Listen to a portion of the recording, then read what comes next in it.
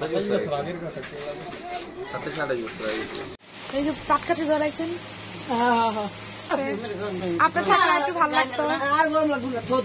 আসসালামু আলাইকুম and hello everyone, কেমন আছেন সবাই? আশা করছি সবাই অনেক অনেক ভালো আছেন। আমরা চলে গিয়েছিলাম ঢাকা থেকে কিছুটা দূর শরীয়তপুরে, 1.5 থেকে 2 ঘন্টার পথ। প্রথমে চলে এসেছি মামাদের বাড়িতে, তো বেশ ভালো লাগছে। গ্রামে আমরা চলে এলাম, প্রায় 2 ঘন্টার মধ্যেই পৌঁছে গিয়েছিলাম আলহামদুলিল্লাহ। তো আমরা খাওয়া দাওয়া করে দুপুরবেলা একটু ঘুরতে বের হয়েছি, মামাদের জমি জমার সাইডগুলা দেখছিলাম। অনেক ভালো লাগছে। ঢাকা শহর থেকে আসলে গ্রামে আসলে আমাদের অনেক ভালো লাগে। কোলাহল যানজট ছেড়ে একটু গ্রামের ছোঁয়া, প্রকৃতি, পরিবেশ অনেক বেশি মুগ্ধ করে আমাদেরকে। এর মধ্যে গোসল করতে এসেছিলাম একটা নদীতে, নদীটার নাম আমার ঠিক মনে নেই। তো এখানে দেখা যাচ্ছে যে নৌকা বা বোটে করে পিকনিক করতে অনেক অনেক ছেলেরা যাওয়া আসা করছে। ভাবলাম ছোট একটা ক্লিপ নিয়ে নিই আপনাদের জন্য। পানিতে খুব একটা নামা হয়নি, অল্প একটু নেমেই উঠে পড়েছি। কেমন জানি ভয় ভয় কাজ করছিল। এদিকে সন্ধ্যা নেমে এসেছিল, আর ঢাকা শহরে নামলেও সুইমিং পুলে নামা হয়, এই জন্য ভয় ভয় লাগছিল। অন্ধকার হয়ে গিয়েছিল আর নদী বলে কথা।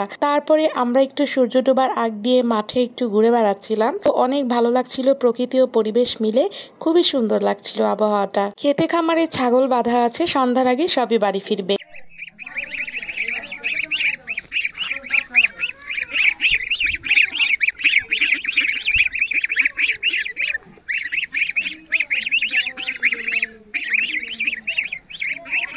কিছু খাবার দাও।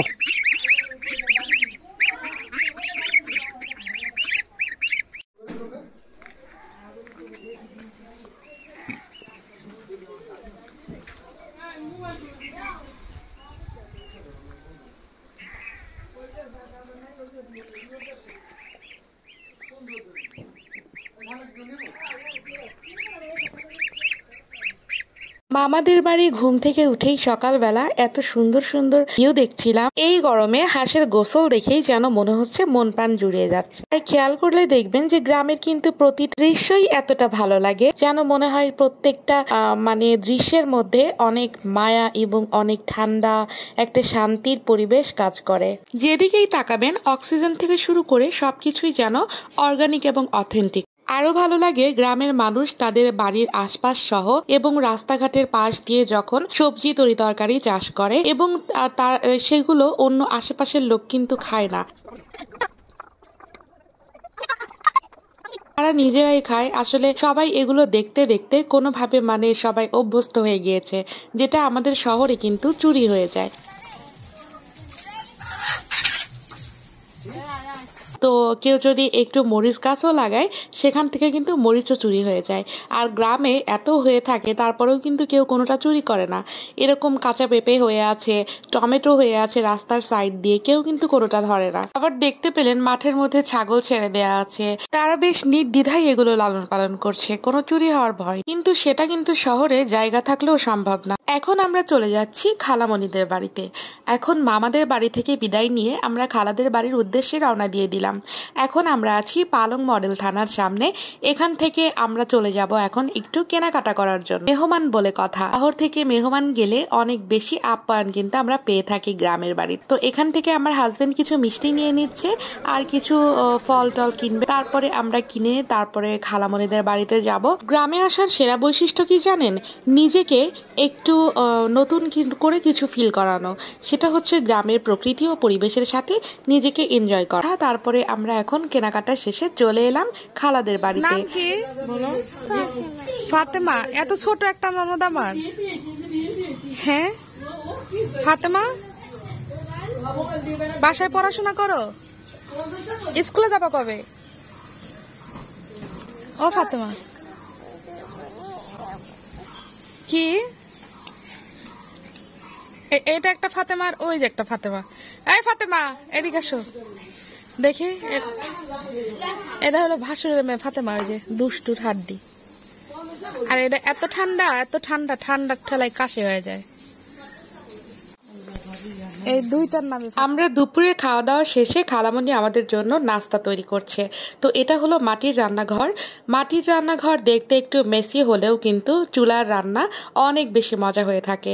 তবে গ্রামের বাড়িতে গরমে ঘুরে বেড়ানোর চেয়ে কিন্তু শীতে আরো অনেক বেশি মজা পাওয়া যায়। শীতে কিন্তু খেজুরের রস পাওয়া যায় এবং সাথে পিঠা খেতে অনেক বেশি মজা লাগে। তবুও কিন্তু এই গরমে খালামণি আমাদের জন্য পিঠা বানিয়েছে। এখানে দেশি মুরগি আছে, গ্রামের খাঁটি দুধ আমাদেরকে জাল দিয়ে দিয়েছে। তো গ্রামের কিন্তু এই অথেন্টিক খাবারগুলো অনেক বেশি মজা লাগে। যারা খেয়েছেন এবং যাদের গ্রামের বাড়ি তারা অবশ্যই কমেন্টে জানাবেন আসলে এই ব্যাপারগুলো কেমন লাগে আপনাদের কাছে। অসুস্থের হার কিন্তু দিনে দিনে বাড়ছে। গ্রামের মানুষ চাষবাস করে এবং অথেন্টিক খাবারগুলো খায় তারা। টমেটো দেখছেন, টমেটো দিয়ে এখানে নুডলস রান্না করা হচ্ছে। এই টমেটো কিন্তু খালামণিদের রাস্তার পাশ দিয়ে লাগানো, তাদের মানে গেটের সামনে দিয়ে লাগানো, একদম ফুল গাছের মতো পড়ে আছে টমেটোগুলো। এত সুন্দর সেই টমেটোগুলো। আমরা অনেকগুলোই নিয়ে এসেছিলাম গ্রাম থেকে। বেশ মজা এবং খেতেও ভালো লাগে, যেগুলোতে কোনো সার নেই, কোনো ধরনের কীটনাশক বিষ কিছুই নেই। এ ধরনের খাবার কিন্তু খেলেই আপনি বুঝতে পারবেন যে এগুলোতে আসলে কোনো ধরনের বিষ মেশানো নেই। গ্রামের খাঁটি দুধ, যেটা যেন একদম খেলেই বোঝা যায় যে এটা যে অরিজিনাল দুধ। এটা হচ্ছে খালামণিদের বাইরের বাড়ির ভিউ। তো আমি একটু বাড়ির ভিউটা বাইরে থেকে নিয়ে নিলাম। রাতের বেলা চারপাশ একদম অন্ধকার, তো এর মধ্যে আমরা একটু ঘুরতে বের হয়েছি।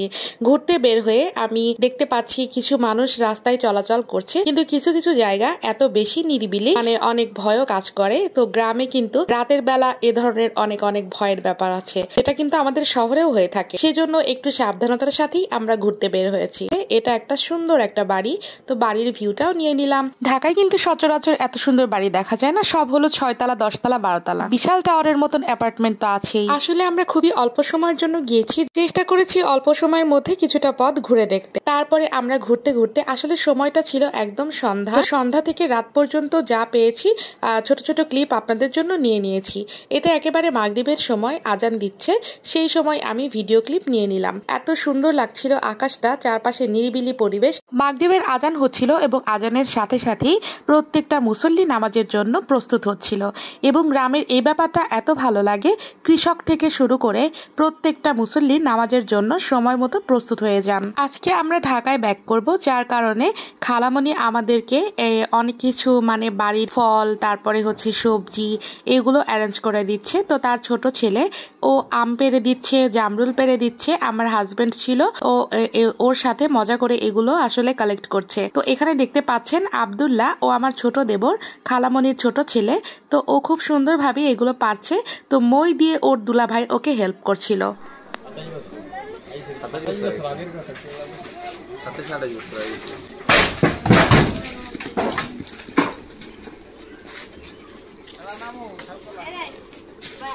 নেমে যা ভাই, নেমে যা।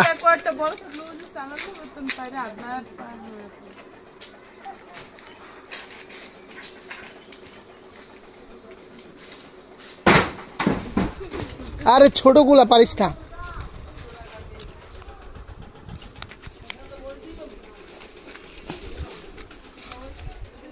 তো সবশেষে ঘোরাফেরা, আম পাড়া সবকিছু হয়ে গেল। তারপরে খালামণি আমাদেরকে খেতে। তো ব্রেকফাস্টের আয়োজনে কি রয়েছে চলুন দেখা যাক। সকাল সকাল খালামণি কত কষ্ট করেছে আমাদেরকে খাওয়ানোর জন্য। এখানে রয়েছে চিতই পিঠা, সকালবেলা গরম গরম চিতই পিঠা, দেশি মুরগির ডিম ভুনা, এখানে পোলাও আছে সাথে, এবং গরুর মাংস, দেশি মুরগির মাংস। প্রতি বেলায় যদি এরকম অথেন্টিক অর্গানিক খাবার পাওয়া যায় তাহলে কতটা মজা হয় বলেন তো। তারপরে গ্রামে এভাবে টাটকা খাবারগুলো খেতে আমাদের ভীষণ ভালো লাগছিল। গ্রামের রিয়েল সাউন্ড।